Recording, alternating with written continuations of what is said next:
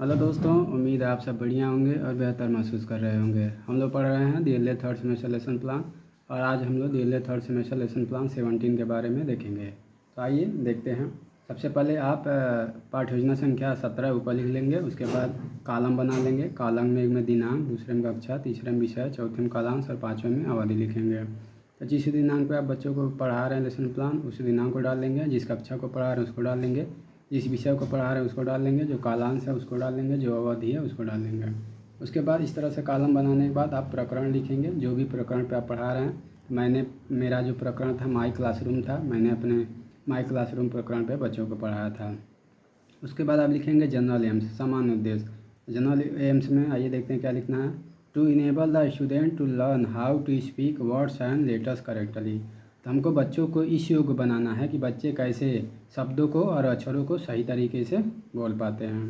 दूसरा करा to enable the student to write correct letters of English. तो हमको स्टूडेंट यानी छात्रों को इस योग्य बनाना है कि बच्चे सही तरीके से इंग्लिश के अक्षरों को लिख सकें।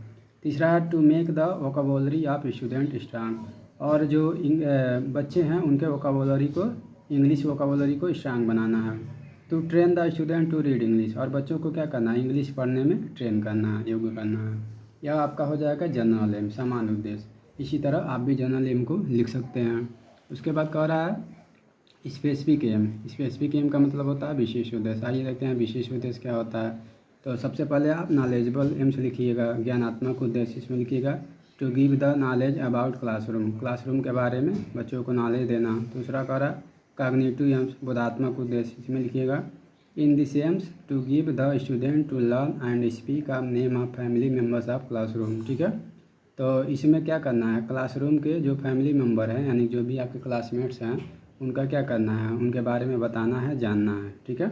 और तीसरा कह रहा है experimental AIIMS. The student can experiment the name of his classroom student in English language. ठीक है, जो आपके क्लासरूम के स्टूडेंट्स हैं या फिर आपके क्लासरूम में अन्य जो भी चीज़ें हैं उनको बच्चे क्या करेंगे, इंग्लिश लैंग्वेज में सीख सकेंगे और उनका मीनिंग जान सकेंगे। तो इस तरह से आप स्पेसिफिक एम्स भी लिख सकते हैं। अगला है लर्निंग मटेरियल। ठीक है ना, सहायक सामग्री। लर्निंग मटेरियल लिखिएगा और chart of classroom, students name, chalk, duster, roller, board, pointer, ETC, इन सभी चीज़ों को आप लिख लीजिएगा। फिर आप लिखिएगा प्रीवियस नॉलेज। तो प्रीवियस नॉलेज में आप लिखिएगा पूर्व ज्ञान। पूर्व ज्ञान में लिखिएगा the students note the name of classroom student and about him. ठीक है, यानी बच्चे अपने क्लासरूम के बच्चों का नाम जानते हैं और उनके बारे में जानते हैं। उसके बाद आ जाएगा इंट्रोडक्टरी क्वेश्चन। तो इंट्रोडक्टरी क्वेश्चन आइए देखते हैं। सबसे पहले सीरियल नंबर डालिएगा, पीपुल, टीचर्स एक्टिविटी, छात्राध्यापक कथन, एंड स्टूडेंट एक्टिविटी, और क्या है छात्र या छात्रा कथन। इसमें पहला आ जाएगा children tell me some family classroom members name in Hindi. बच्चों से पूछेंगे कि कुछ आप अपने क्लासरूम मेंबर्स का नाम बताइए हिंदी में। बच्चे बताएंगे रोहन, सोहन, अनामिका, रोशनी। फिर हम पूछेंगे tell me the English name of रोशनी, सोहन। ठीक है, यहाँ पे इंग्लिश नेम का मतलब हुआ इनका स्पेलिंग। तो बच्चे अगर जानते हैं बताएंगे रोशनी, सोहन। ठीक है, उसके बाद हम बताएंगे tell me the classroom of Roshni and Sohan, यानी कि पूछेंगे कि रोशनी और सोहन का क्लासरूम कौन सा है। ठीक है, तो यहाँ पे बच्चे कंफ्यूज हो जाएंगे, नहीं बता पाएंगे, तो यह प्रॉब्लमेटिक क्वेश्चन हो जाएगा। यहाँ रोशनी और सोहन का क्लासरूम पूछने का मतलब है रोशनी और सोहन जो है किस क्लासरूम के हैं, आपके क्लासरूम के हैं या अदर क्लासरूम के हैं। तो हमारा जो प्रकरण है माई क्लासरूम है, तो यहाँ पे माई क्लासरूम प्रकरण निकालना था तो हमने निकाल दिया था। अब हम लिखेंगे स्टूडेंट एम। ठीक है, उद्देश्य कथन। उद्देश्य कथन में लिखेंगे children today we are going to teach the students of my classroom. ठीक है, तो बच्चों आज हम लोग अपने क्लासरूम के बच्चों में पढ़ने जा रहे हैं। ठीक है, इस तरह से उद्देश्य कथन भी बच्चों को बता देंगे। अब हमारा हो जाएगा प्रेजेंटेशन। प्रेजेंटेशन का मतलब होता है प्रस्तुतिकरण। इसमें टीचिंग पॉइंट, शिक्षण बिंदु, पीपुल, टीचर्स एक्टिविटी, छात्राध्यापक कथन और स्टूडेंट एक्टिविटी, छात्र या छात्रा कथन हो जाएगा। इसमें टीचिंग पॉइंट का मतलब माई क्लासरूम हो जाएगा। इसमें पहला आ जाएगा children tell me the some name of your classroom student. अपने क्लासरूम स्टूडेंट के कुछ बच्चों का नाम बताए। बच्चे बताएंगे रोशनी, आकृति, अंशिका, अंकित। फिर हम पूछेंगे do you know about your classroom, क्या तुम अपने क्लासरूम के बारे में जानते हो। तो स्टूडेंट यहाँ पे साइलेंस हो जाएंगे, छात्र मौन हो जाएंगे। उसके बाद हम मेथड का इस्तेमाल कर लेंगे कि कौन कौन से मेथड का इस्तेमाल हो रहा है। तो मेथड में मॉडल रीडिंग हो जाएगा और लॉर्ड रीडिंग हो जाएगा। एक्सप्लेनेशन यहाँ देंगे, स्पष्टीकरण देंगे, तो जिसको स्टूडेंट विल लिसन साइलेंटली, जो बच्चे हैं वो ध्यानपूर्वक सुनेंगे। तो इसमें हम लिखेंगे children in our classroom there are many classmates who studies with us. I like Roshni, Aakriti, Anshika, Ankit, etc. Our classroom is very good, we live and study together to each other, you should support your classmates so that they also support you. ठीक है, तो जाहिर सी बात है, इसका हिंदी आप जानते होंगे, हिंदी बताएंगे तो समय लगेगा।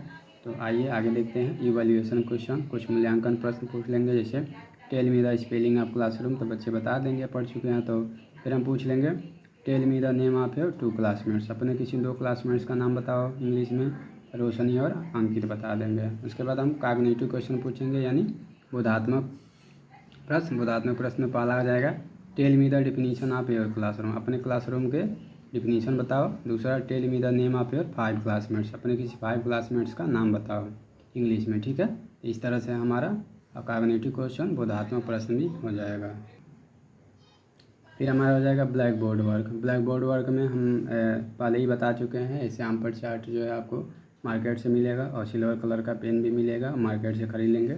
सबसे पहले डेट लिखेंगे, जिस डेट को पढ़ा रहे हैं, सब्जेक्ट लिखेंगे, जो सब्जेक्ट है, टॉपिक लिखेंगे, जो टॉपिक है। उसके बाद उस टॉपिक से रिलेटेड मैंने मीनिंग लिखा हुआ है, तो आप इंग्लिश और हिंदी का मीनिंग भी लिख के बच्चों को समझा सकते हैं। बच्चों देखो, इंग्लिश में ये मीनिंग होता है, हिंदी में ये मीनिंग होता है।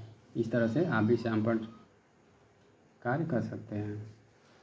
उसके बाद आगे आता है ऑब्जर्वेशन वर्क। ऑब्जर्वेशन वर्क में हम लिखेंगे निरीक्षण कार्य। तो निरीक्षण कार्य में लिखेंगे when the student will be copying the black board work in their notebook, तो जब बच्चे सैम्पल कार्य को अपनी कॉपी पर लिख रहे होंगे, देन द पीपल टीचर, तब छात्राध्यापक वुड सुपरवाइज द क्लास, तब जो छात्राध्यापक होंगे क्लास का निरीक्षण करेंगे, and help the student in their work, और छात्रों की हेल्प करेंगे उनके वर्क को करने में।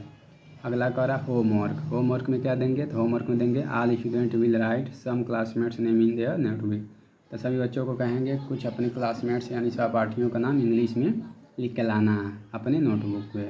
इस तरह से आपका इंग्लिश का लेसन प्लान बन के तैयार हो जाता है। उम्मीद करते हैं कि आपको लेसन प्लान अच्छे से समझ आया होगा। तो अपने दोस्तों तक भी शेयर कर दीजिएगा, ताकि वे भी अच्छे से लेसन प्लान को कंप्लीट कर सकें। धन्यवाद।